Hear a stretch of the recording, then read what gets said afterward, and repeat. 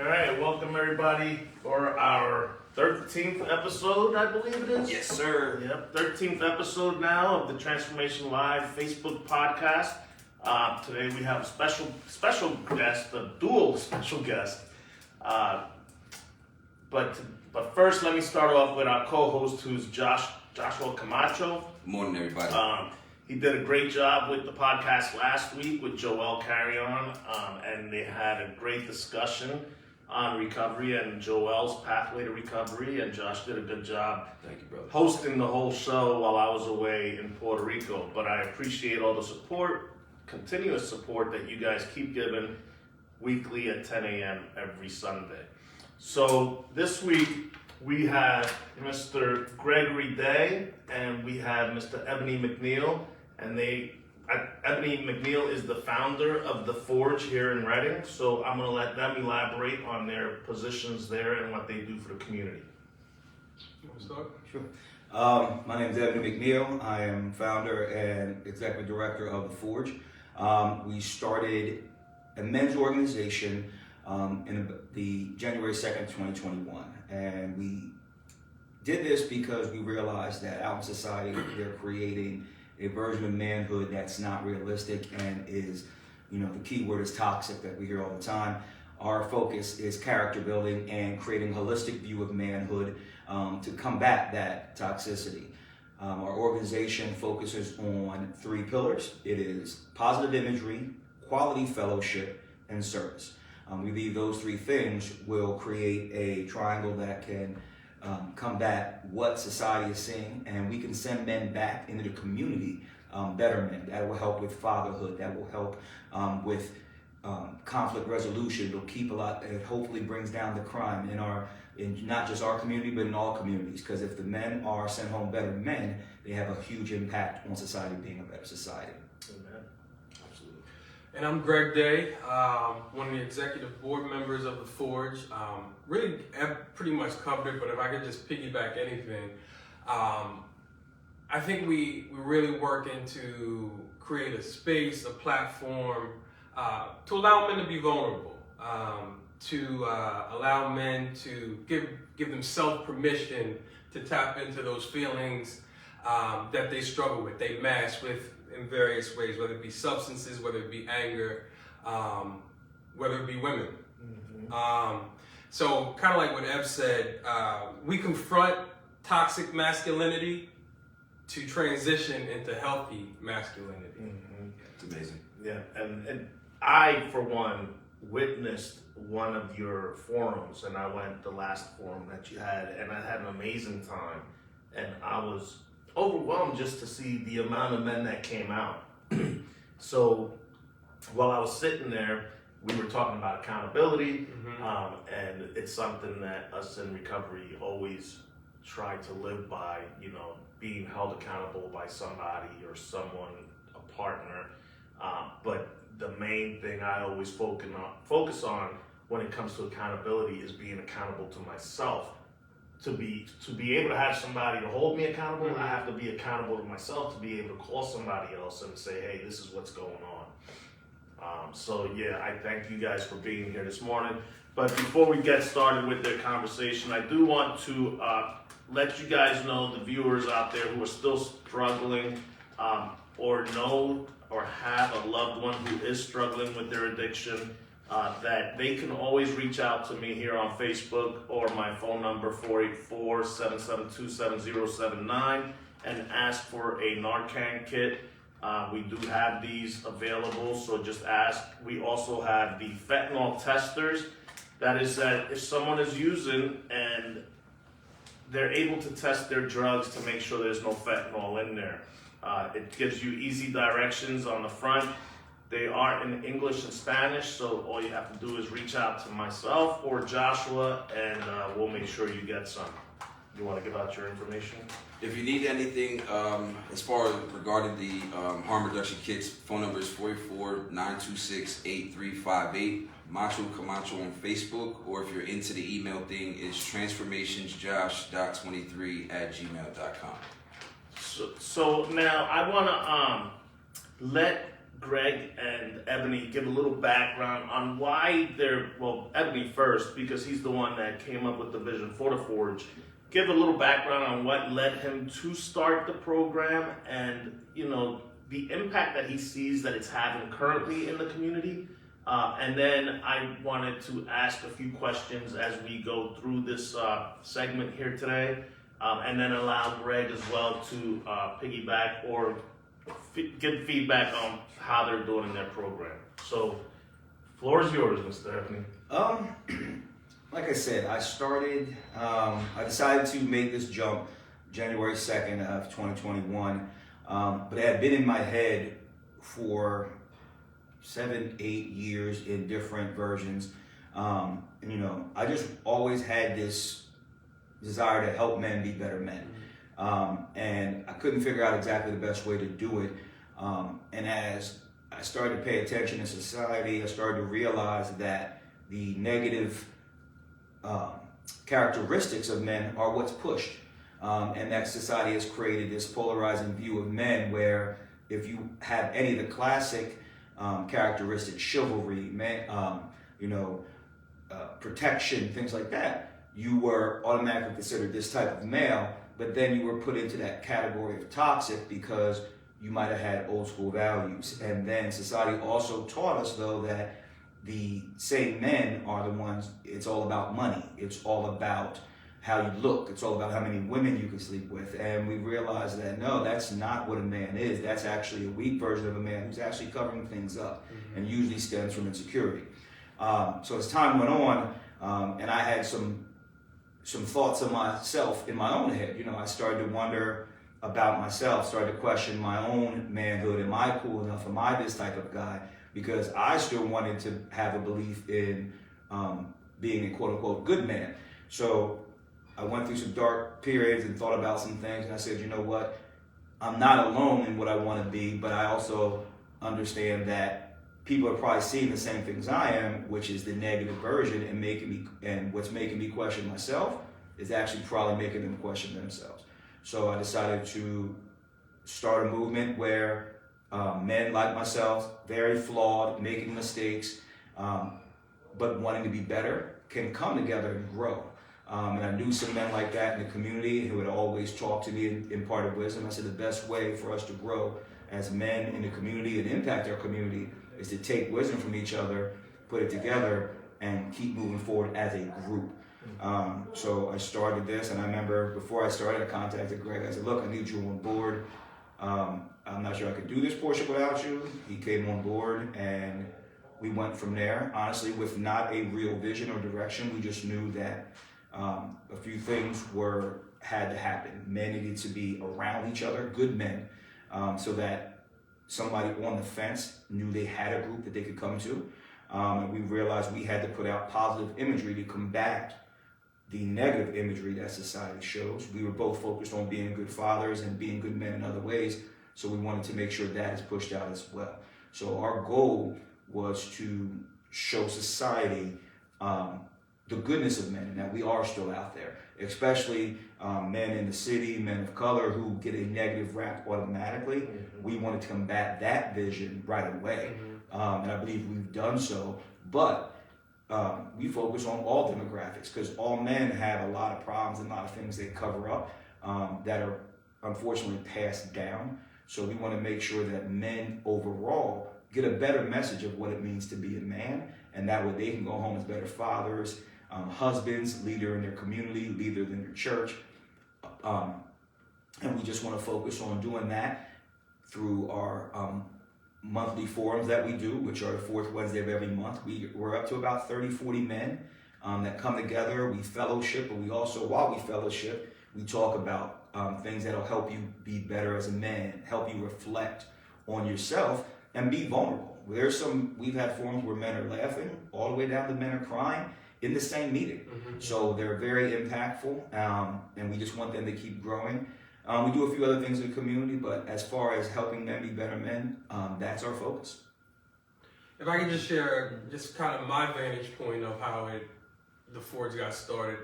A lot of conversations that we have within the Forge are like conversations that Eb and I and a few of our other friends, we would just have, on our own, aside of having a good time and partying and doing all those other things. But there was always talk about finances, always talk about, allowing ourselves to be vulnerable, being good fathers before we even had kids. So those conversations kind of were always there. So it was always that seed that was there.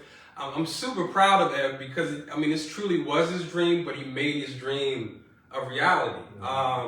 He talked about it a lot, got on my last nerves. And I say that in a joking manner, but I could tell this is something that he was passionate about and wanted to do. And like I said, he really truly is a testament to making your dream a reality. As far as, the things the pillars that, the Forge stands for, he took those pillars and created this program, which is awesome to see. And the best part, like you said, the forums, when you see men just be touched, laugh and cry and really touch on things that they were uncomfortable talking about. It's huge, so it really, really, truly is a safe place. Well, I appreciated everything you just shared with us. So before we started shooting today, I was sharing with Ebony and Greg that I gave them a copy of my book. Everybody knows that I have a book out, Transformations, How to Get to 180 Degrees. And the reason I wrote that book was because I wanted to also empower other men and the secrets that we keep and the secrets that keep us sick and the traumatic events that we had as a child. And I always talk about the little boy that stopped growing that's inside of us, and then our physical body continues to grow, right? And we become something that we were never supposed to be. We were just derailed from the person that we were supposed to be until that first traumatic event happened, and then we started becoming somebody else. So the show, we just real talk here, right? So as always, I'm very, very transparent with my life, as you will see in the book. And in my childhood, there was sexual abuse. There was physical abuse. So that derailed me from the kid that I was supposed to be, and it turned me into a monster. But nobody knew why I turned into the monster, right? I did tell some family members growing up, but then I was looked at like I was crazy. Oh, you're just a bad kid. I started acting out in school, right? So whatever happens at home stays at home. All these things that happen in the urban areas, right? African American, Hispanics, it's huge in it. Although we all sit on faith, right? Sure. Because faith is a big thing in the Hispanic population and the African American population as well. But we're all supposed to keep secrets. So for me, I had to struggle growing up, figuring out if I was a man, right? Because I was sexually abused by a man. So my whole life, I slept with a lot of women. I had a lot of kids because I had to prove to me that I was not a homosexual. Masking that trauma. Right. So how do we help men in our community? Because working in the field, I found out there's a lot of men that, not just me, there's a lot of men in the community that also battle this. So how are we able to help them with the Forge? Well, you want to go? I'll go. You can go and I'll go after you. Okay. Well, that's pretty deep, I know. Yeah. So. but no, it's what you said is something that's really resonated with me recently.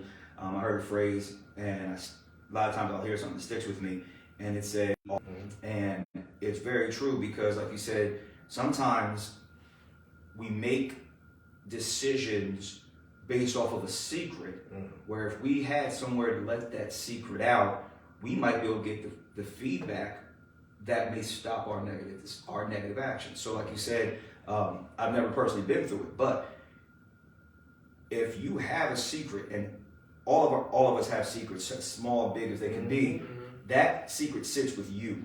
So something like you said, you start making decisions almost to pile on things to push that secret down.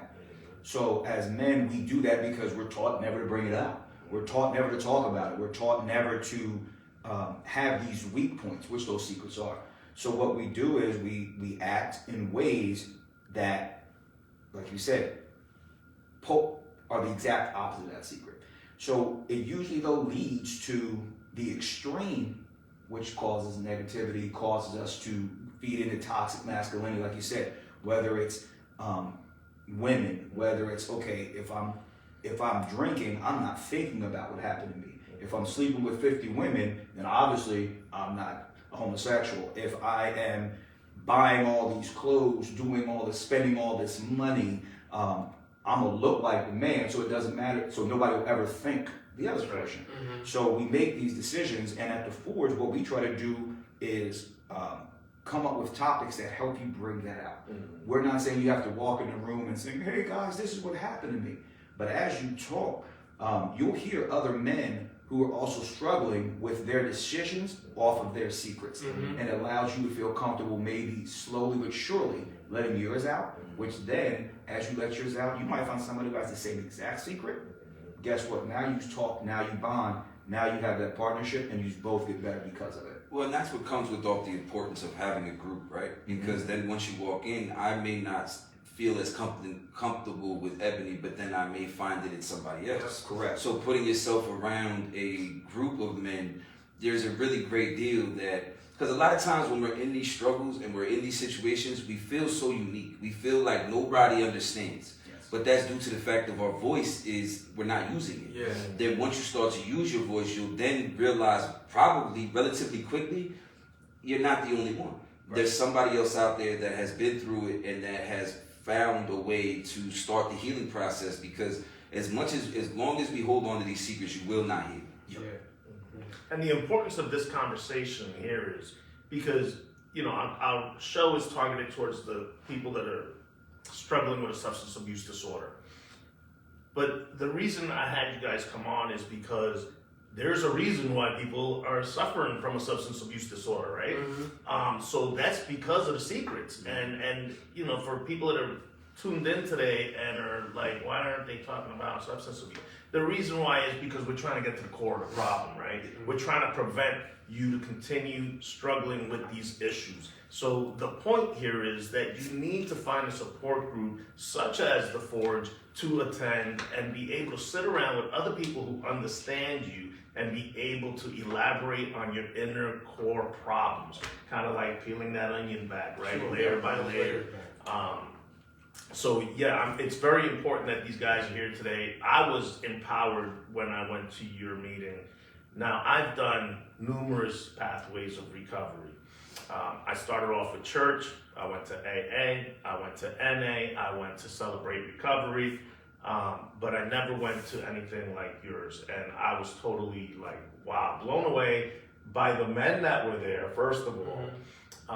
They were not your regular people that you see in meetings, but these guys, they were not mandated to be there, right? They weren't pushed to be there by their wives. These were guys that have been following you and listening to your message and said, I'm going to try this out. I'm one of those people, right? I went there. And when I was there, I even got teared up when I was sitting there. I was sitting with Joey that was next to me and Mark, I forget his last name. Yeah. And I was sitting next to them and they were so touched by it too, that they're like, man, we're going to keep coming back. And I heard that and I was like, yeah, I'm coming back too. But that's because it's a different feeling. You're talking about real stuff and you're listening. Some of us work in the community and some do not. But it was very empowering because people were open and allowing themselves to be vulnerable to be able to speak up. And I thought that the little breakout groups were awesome. I thought that was awesome. So I want you guys to keep that up. And the food was phenomenal. That's important to me. Great selling point. Yes. Another big piece too, Lee, I think you being able to be open about being sexually abused as a young child is huge. You touched on it earlier as far as, we often don't tap into that inner child. In so many ways, that inner child the growth is stunted. It could be with addiction. Right.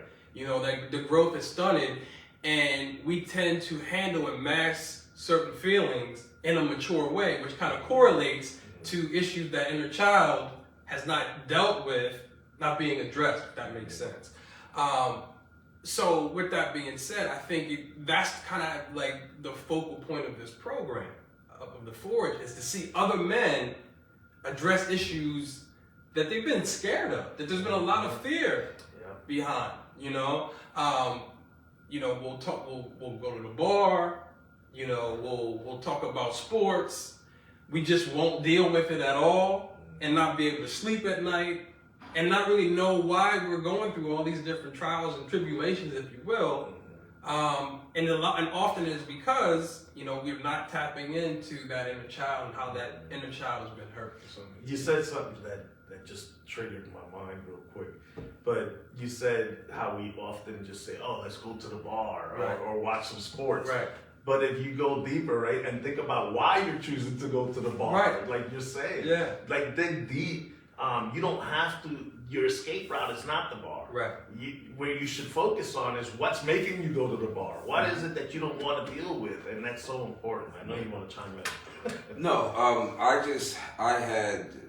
I got to a spot where I was becoming older in age, and I still didn't know who I was. Right. And I'm walking around in a relationship, a long-term relationship. I'm raising children, and I'm trying to direct them into a way to where they become amazing individuals. I want my daughters to know how to be treated, know what they should tolerate, what they can't, what they shouldn't tolerate. My sons to not be in and out of the system like I was. Mm-hmm. And I just got to a place in my life where I got tired of holding all of this stuff in. Mm-hmm. For me, I realized very early that Josh wasn't supposed to be in the streets. That's not who Josh was. Mm-hmm. Josh was very emotional.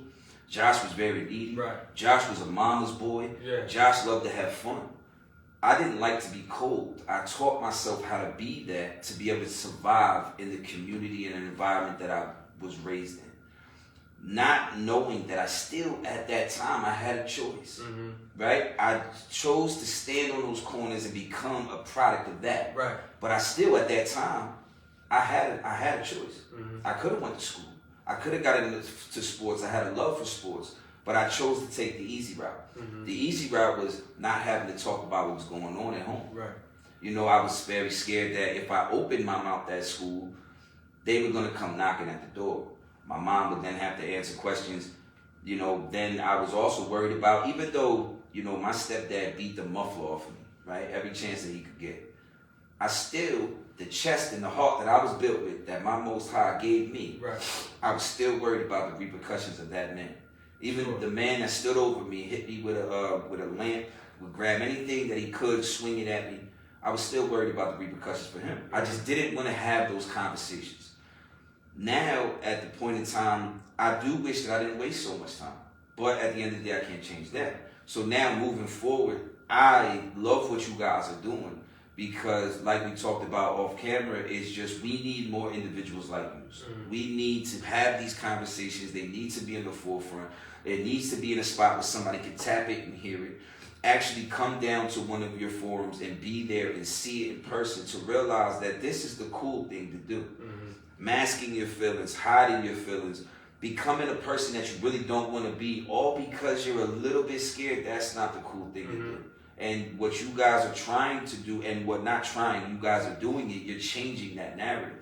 Where therefore, when my sons, God forbid they go through anything like I did, my sons, I'm going to teach them, my daughters, I'm going to teach them that it's okay to talk about it. Right. It's actually necessary to talk about it. Because like I was saying, you can't heal until you start the healing process. Yeah. You know, rip off the Band-Aid, get a little bit vulnerable. In my house, sometimes it gets a little bit too vulnerable in my house, you know, the conversations, but I just want them to understand that it's okay to feel. Mm-hmm. You know, I grew up and I was raised, shut up, keep crying, be something to cry about. Right. That type of stuff is not the environment that is healthy. It's not the environment that is going to then, create, generational success when it comes down to families. I'm trying my best. I'm putting my best foot forward to break the generational curse that my family possesses. And I'm going to continue to do so, but I do know that I can't do it without brothers like you. Yeah. So I genuinely, wholeheartedly thank you guys for everything you're doing. Like I said, I have not experienced the forum yet, but I will. But I've been watching from afar, and the things that you guys have already been able to do is unbelievable. I love that you said generational curses. I'm trying to figure out another way to put that, because I feel like when we use generational curse, it kind of does our upbringing, our family almost a disservice. But at the end of the day, really, that's what it is. We're wound so tight as far as how we're supposed to deal with certain things as a child. When the street lights come on, and so a lot of our upbringing was fear based. I'll give you something to cry about, and we were, it's like you said, generationally, that was the means in Black and brown people to handle things, and we didn't. And just it's kind of mind blowing to find out that wasn't the healthiest way of handling things, and we're a little bit taken back by that. That's uncomfortable for us. That when people today hear this stuff, they think it's funny. Like, they make movies like Tyler Perry. Absolutely. And utilizes that as being comedy. That's people's reality. That's people have to live in that. Yeah. So when people are outside and they're joking about stuff that happened in the past, you're triggering somebody else's life. Because somebody else had gone through that as well. So, we want to be able to help people, but at the same time be mindful to what's coming out of your mouth as a joke. I want to take because we got into talking about the kids. Yvonne asked the question, and Yvonne also tapped into what we were just talking about. She said generational lived experience. I like that. Yvonne has a way with words. She's amazing. But she also asked if you gentlemen can you speak specifically how your work and wisdom is extended to our youth? Well, actually, what you just said. What was the phrase you just used again? Generational lived experience. Generational. It's exactly for that. So, for instance, we look at it as there's plenty of programs for little kids, plenty, and rightfully so.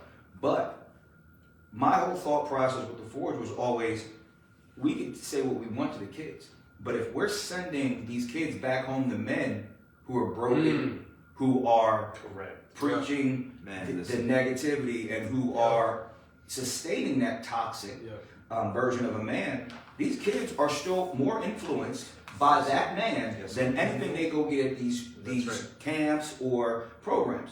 So with us, we focus on making sure that these men are getting better so they can be better fathers, so hopefully they can break their own reoccurring experiences. For instance, myself even, I'm not the perfect father, but I do know that there's things in my head that I got good from my dad, but also things I got bad from my dad. And the reason he gave them to me was because they were passed down from either the time or his father. So if we can teach these men how to be better fathers and to look at themselves and say, wow, I did get that passed down. One example, my dad, I knew he loved me. There was never a question my entire life, but he only said I love you 3 times that I can remember. One was the last thing he actually said to me. So, with my kids, I say it all the time. And I want them to be so comfortable saying it because I understood how it affected me. So again, but I didn't realize that till I was a man. So sometimes you're not ready to look at it right. And then, so that's how we focus on the youth by helping the men that are affecting these youth, helping the men that are coaching these youth, helping the men that are raising these youth look at themselves so they can affect the youth differently. But again, we do focus on 16 and up because right around then is when you're starting to get that effect on your manhood. Sure. So we do focus that way. So you just talked about, I want to write it down before because I forget everything. But you said about how you only heard your father say, I love you 3 times that you can remember. For me, it was opposite. So I was getting sexually abused, and at the same time, I was also getting physically abused. Mm-hmm. So I was getting physically abused by the same people that told me they Yeah. loved me. Yeah. So growing up, I figured that if I hurt somebody, I could still love them. Right. So it affected me dramatically in relationships because I never beat a woman, but I mentally abused a woman. I knew how to talk down to them and treat them like crap. And then as long as I told them I loved them, everything was gonna be okay.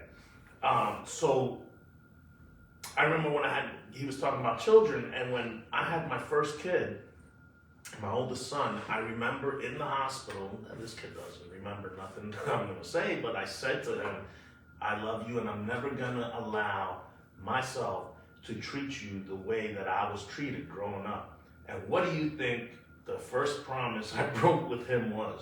I never treated him as if I was a father to him. I treated him just like he was a cool kid. Like, I didn't know how to have that bond with my kids. I lost a kid to leukemia, and I offered to give him a bone marrow. I think I shared this with you. I offered to give him a bone marrow, and he told me he'd rather die, and he did. So I never learned how to love somebody until I came into recovery. And I was single for 4 years, and I didn't want to tell anybody I loved them because, first of all, I fell in love easily because it was easy to say I love you. So that's just crazy to me. And I think that a lot of men go through that because in the African American population and Hispanic population, faith is huge. Sure. I love you. Family's huge, right? Family's family. But the families are affecting each other In a negative by the words that they're using. Right. Yep. And another huge piece to that, first of all, that's so complicated to deal with. Yes. And I think we have to understand that it's okay for us, especially men, to get help outside of our home. That's right. Yep. We might need to see a professional. I might need to take that referral from another man. Lee might need to say to Greg, listen, go talk to such and such. He's a great guy. He can really help you. He's really helped me deal with some things. So being able to identify by kind of showing the work that you've done might be the hook that I need to say, okay, maybe I need to go talk to somebody else. Again, often like we just want to take care of things within our home and we may be doing more harm than good by handling things in that. I agree, 100. Like the trying to take care of it internally when you don't know how to take care of yourself, you're not gonna have the outcome that you want to have. You know, family is a sore subject for me. Sure. You know, because I love my family. You know, but I'm not going to lie. But it's the uncool thing to say is to tell the truth. My family is really scattered all over the place. Like, we don't have that Thanksgiving where everybody gets together, you know, holidays, you know. Unfortunately, usually it's something traumatic happens. It's usually, you know, a funeral, somebody reaches out, boop, boop, boop, now everybody gets together. So in my household, I was kind of the same way to where I kind of isolated everything. Like, you know, my wife would be like, hey, you know, there's a birthday party over here, you know, do you want to go? No, I'm all right, we'll stay over here. Right. Not realizing that the person that I'm hurting the most is my children. They don't have that ability to build that relationship with the other members of their family, and there's no real chance to change the way things were for me. Right. You know, it's just going to be house to house, more or less. It's unfortunate that we see so many amazing people, because I loved, Ebony, what you said, because I'm not a perfect father either. You know, I've made mistakes, you know, I just rekindled a relationship that with my daughter, who's now 19, that I didn't raise at all. I'm blessed that we are now in communications trying to, you know, put a relationship together. I'm blessed by that. But, you know, the children that I have in my household, I know that I can do better. And the greatest thing is being honest enough to say that, and to continue to want to be better. You know, how we were talking about the I love you thing. You met Nia. Nia is my 7-year-old daughter. She's amazing. She's a beautiful little girl. Her soul is contagious. she tells me I love you 1,000 times a day, but it's not just me. Every time she walks out of a room, whoever she's talking to, she says I love you. And she genuinely means it. And as well as do the rest of the kids in the house. You know, we are very tight-knit, we love each other, and we are trying to get to a space where, like we were talking about earlier, communication, you know, is free-flowing. And it's because of everything that what we were talking about earlier, the positives in it. But it's, can you kind of allow people to know how you guys have realized and got to where, you know, like, it's not easy, but at the end of the day, can you know, how did you keep striving? Because when you were making the Forge, right, I'm sure you said you didn't have no blueprint. But then as you were putting it together, how did you, when you ran into that first hiccup, how did you continue, you know, to keep going and you know, really bringing your dream to fruition to where it is today? I'll start off with one thing that is the only reason I got here is a lot of prayer, a lot of faith. Because, you know, I questioned myself. My biggest proponent was myself. Why do people want to hear what I gotta say? Who am I? I made these mistakes. You know, and then I believe God sends you a lot of messages that let you know which path if you're on the right path, He'll keep making sure a door opens just enough that you keep going. So, you know, I had a lot of people, like random conversations where I would talk about it, probably, like I said, annoying Greg, but then somebody would say, I love what you're doing, keep doing it. I've had people say, oh, the men are really paying attention to what you're saying, keep doing it. Or, hey, it's growing, and they start showing more interest. So every time I started to question myself, my biggest hiccup was me questioning myself 100%. And you know, then I was like, okay, how many people are going to come? Because our very first one, people came, but we only had about 15 people. And I was like, oh, that's great, that's huge. The next one or two dropped in about 8. So like, oh man, it's already losing momentum, but then slowly but surely started to grow back. And when we've had those really impactful ones, I'd say, okay, it's working. I get messages from gentlemen, hey, we've never met, but I did come to your thing. It made me do X, Y, and Z. It made me have this conversation at home that I've never had. So I was like, okay, it's working. And honestly, we just did it through a lot of hustle. You know, we had no funding. Most small things, we would sell our hoodies, we would sell our shirts, they'd make a few dollars, we'd buy what we needed. Right. Great organizations like BCAP would sponsor the food for the forums.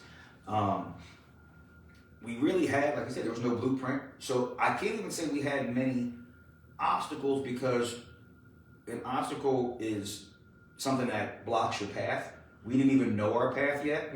So technically, if the obstacle was here, we would say, oh, I guess we were supposed to go this way. You know what I mean? We we're supposed to go that way. So it worked that way, but I also believe that's more of God saying, okay, this obstacle that was here, I'm gonna show you that there's you can make the right. Yes, you know what I mean? Versus trying to keep banging your head on that, go this way, and it just grew. You know, our obstacle was myself, and that was it. I like your answer, but because I can relate. You know, I took the same road. 2014, I started transformation, and here I am today. Right. So it's funny because as long as you stay obedient to your higher power, right? And you stay passionate to the purpose that you were put on earth to do, right? And everything will prosper on its own. Just as long as you put the work in. And it shows that you have put in a lot of work. When I went to that room, and that room was full of men, and they were open to conversation and just being vulnerable on the topic that we talked about, which was accountability that day. I thought it was awesome. So keep doing what you're doing. I think often, you know, our biggest adversary tends to be inside of us versus outside in the world. And it comes in the form of self-doubt. You know, 1 week we have 25 men, but then, and that's great, but what sticks in our head is the weeks we have 8. And then you start questioning yourself, what am I doing wrong? You know? And I think both of you just hit on it. Like, you know, just, it is. Sometimes you don't even realize what your obstacles are until you hit those victorious moments and like, oh, that was something that was supposed to stop me. But, you know, because of the grace of God, I continue to push on. Yeah. You know, there's a very wise lady listening to our show this morning, and when I started doing my recovery speaker series here at the Berks Rise Center, I was all about who's gonna show up. Mm-hmm. I was very big on it. That's what motivated me. Right. So I would get upset if there was only 8, 9 people, right? But then I'd get excited when there was 25, 30, right? And so I've learned over time by her help and her advice to me. She's like, don't worry, just keep doing the series because people will continue to come. And right now, I always say this, my Spanish population that I serve as well, it's like doing all Spanish speaker series. And that place always has over 45 people. The one here varies in English, but that's because a lot of people can't come at that time, but we still get over 20, 30. It started off with one time, it was just me and the speaker, but it was great, you know, because they get a lot of views on my Facebook because I'm talking about, and you see the numbers, I mean, you get thousands of viewers on it, which is awesome. So it shows that the work is put out there, people are still viewing it, and they're getting something out of it. So I really... Yeah, I challenge too, like I tell them all the time, even if next time you only have 8, those 8 need your message just as much as the 45. That's you know, right. And maybe that's the way God intended it to be. Right, and they might have needed it a little bit more. You know, maybe those times, the way to look at it is you need that gives you the ability to have, you know, more one-on-one with those individuals who might really need it. You know, I know for me, I'm definitely big on the one-on-one things. You know, once I build a relationship, you know, with you two gentlemen, I'll be big on conversations one-on-one because I just feel, you know, that's just how I work better, you know, but at the same time, I just challenge, you know, people that you can look at it that way, you know, that at the end of the day, because I gotta be hard, you know, to try to get a little bit more intimate with somebody when you have a room full of 55 people compared to when you have just 8, you know what I mean? So if someone wanted to get in contact with you, how would they contact you? So the best way to contact us is our social media. Obviously, is it's at the Forge Forum on Instagram. If you do it on Instagram, it automatically comes up on Facebook as well. Contact us through social media, direct message or whatever you choose.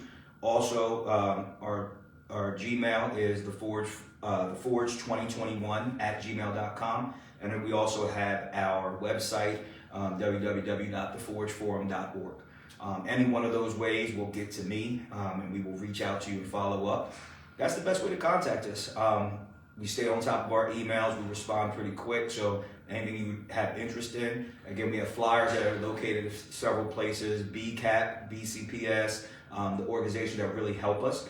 So again, there's plenty of ways to reach us. Social media is the best way, or the Gmail is probably the one I check the most. So now I want to touch on something else that your organization does, and your organization was able to support our organization, our transitional living program, and that's you give out clothes drive for men. So you want to talk a little bit about that? Sure. It's the Forge's Professional Men's Clothing Exchange. So what we do is we started this a few years ago as a temporary thing, and then it took off, so we decided to make it permanent. And what we do is we collect new and gently used dress clothing throughout the community: shirts, ties, slacks, pants, blazers, and we compile them all together, and then we work with organizations in the community who are helping men get back on track. Camp Joy, a big one is BCPS. They have a cohort that goes through every 8 weeks, and we supply all the males in that organization with suits. We also go to BCAP, etc. The reason we do this, it was a dream of mine, I was working with BCPS, and I was working at my day job at a credit union, and we were establishing accounts for gentlemen. And I had a conversation with a gentleman. I said, "Hey, what's going on for the rest of your day?" He said, "Oh, I'm leaving here. I'm going right to a job interview. I'm excited." Unfortunately, the gentleman had on jeans with some tears in them, a hoodie with some stains on it, and all I kept thinking to myself was he's putting himself at a disadvantage already. He's going in from BCPS. He was a minority, so then he's going in and he's not dressed right. He's putting himself at a disadvantage, and that stuck with me for a while. And then combined with Greg and I do a lot of things with Black Menswear, where we are out and we go to flash mob with men. All Black men are dressed to the T, and that's built to change the narrative. So those two things, to me, could be combined because of the respect you get as a man when you're dressed is undeniable. It's not right, but it's true. You feel better about yourself, and you get treated better out in society. If you walk into the store in a suit, they're gonna run over to ask you what you need. But you could be that same person going in sweats and a hoodie, and they're gonna be like, I'm not sure if this guy has any money. So when we started the organization, I said that's a hole that nobody's doing. Nobody's helping these gentlemen get ready for that next phase of life. Because if you're coming out of the system or out of recovery, or you're just deciding to reinvent yourself and want to be better, part of that is your visual appearance, let's be honest.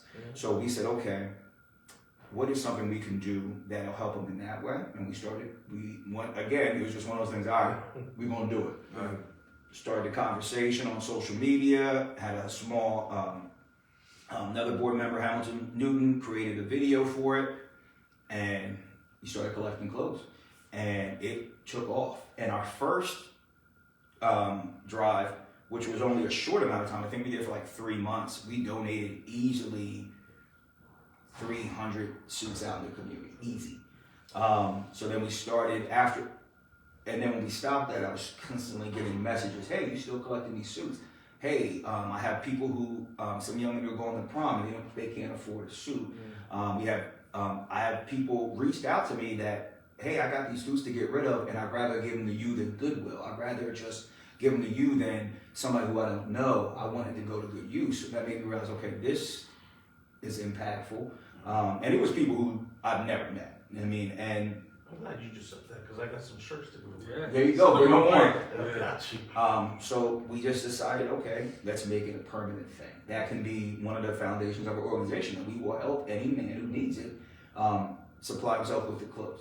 And we've been collecting, and people pull up, hey, I'm coming to your house, or I'm coming to your job. I sometimes go out on my lunch break, open up my trunk, and somebody throws in 5 bags of dress clothes. Okay. So it's taken off.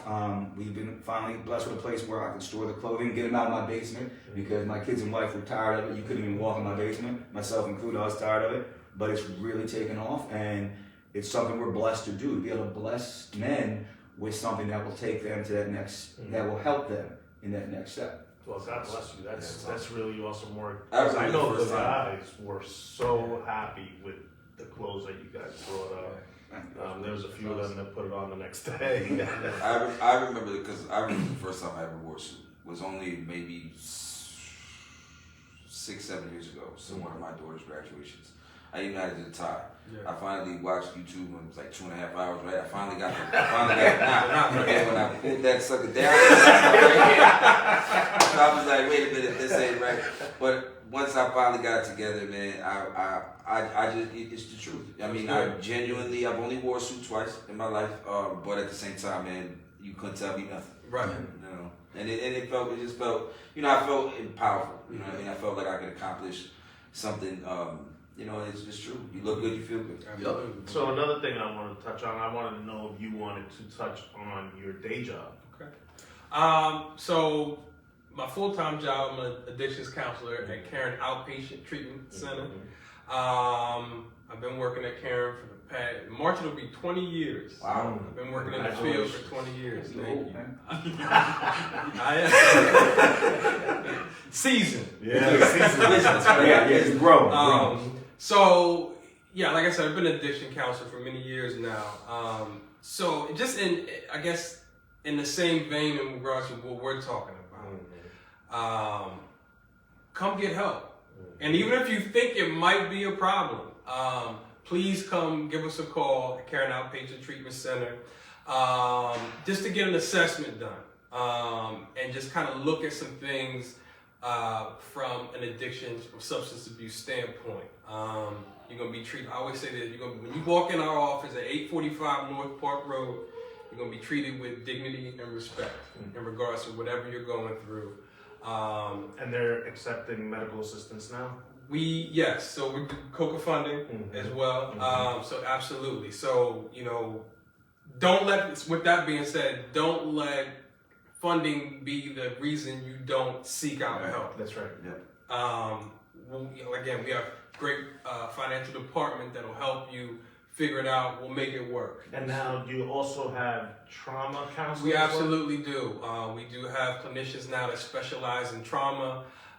So, we're kind of wide and expanding our horizon in regards to that, because, there's such things called co-occurring disorders. So, mental health issues, PTSD, depression, anxiety, compiled on with substance abuse issues. So we are at a place where we can kind of look at both of those and see what we can do to support you and help you move through and live the best life you're supposed to live. That's right. So again, don't come because there's an addiction. Come because there's something that needs to be addressed. Mm-hmm.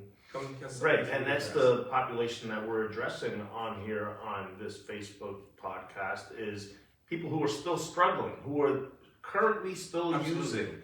And we are willing, all of us are willing to meet you where you're at with compassion, empathy, love, and we're very passionate about it. Mm-hmm. So just reach out to us anytime. You can always use my messenger. You can text me, 484-772-7079, or you can email me, now this is a long one, transformationslc.14@gmail.com, or you can contact Josh. 484-926-8358. Macho Camacho on Facebook. If you're into the email thing, it's transformationsjosh.23@gmail.com.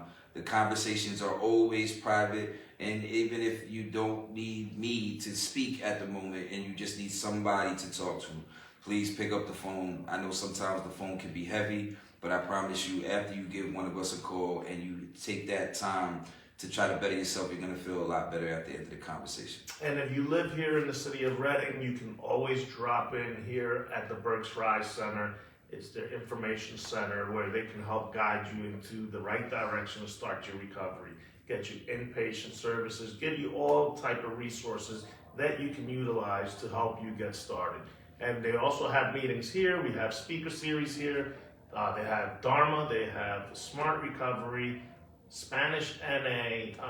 You just come here, find out anything that can help you start your pathway to recovery. This is the place to come right here. Anything else that you guys might want to add? Like your next forum, what is it? So right now our next forum is this Wednesday, February 22nd. Our forum's all held at the Alvernia University OPAID Center, right at 401 Penn Street. In their audiovisual room, we have 2 big screens. Like I said, we do breakout groups. We have, obviously we're bringing a bunch of men out on a weeknight. We make sure you guys are fed, plenty fed. I loved it. Yeah, we have food there for everybody.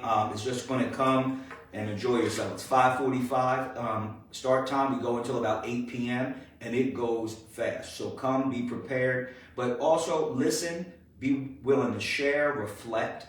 Even if you don't want to speak, just come in and take in the atmosphere. As you come, you'll get more comfortable. We have plenty of guys who love to speak, so it's not a problem, but you will definitely enjoy yourself. Again, it's this Wednesday, February 22nd, 5:45 p.m. at Alvernia University, 401 Penn Street. Just come and say, I'm here for the Forge meeting, and they'll direct you right to the room.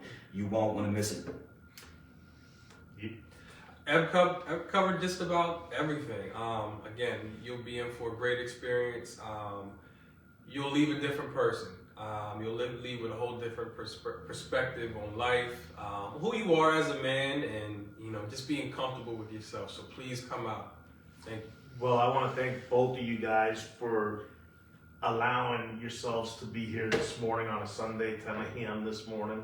I was so honored to have your presence here with us this morning because it's a very important topic that we were talking about, and I think that it helps men realize how much they need to open up to get all that sickness out. Because if we don't open up, we're just going to continue to stay sick and continue to hurt other people in our lives. Just want to thank you guys. It was a blessed. I was very excited since the moment that Lee told me that you guys were going to be coming. It was a bunch of great information. I'm excited to get to a forum, and I'm just excited that the community, you guys are picking up steam. You guys are popular. People talking about you, whether you know it or not. But I'm just glad that we were able to open the eyes and allow individuals, allow other men in the community to know that you guys are out here doing what you're doing, and keep doing it, bro. I appreciate you. God bless. And again, to all our viewers, thank you for joining us this week. And again, we'll be here next week, 10 a.m. Sunday. Bright and early. Have God a bless. nice week. God bless you all. God bless you.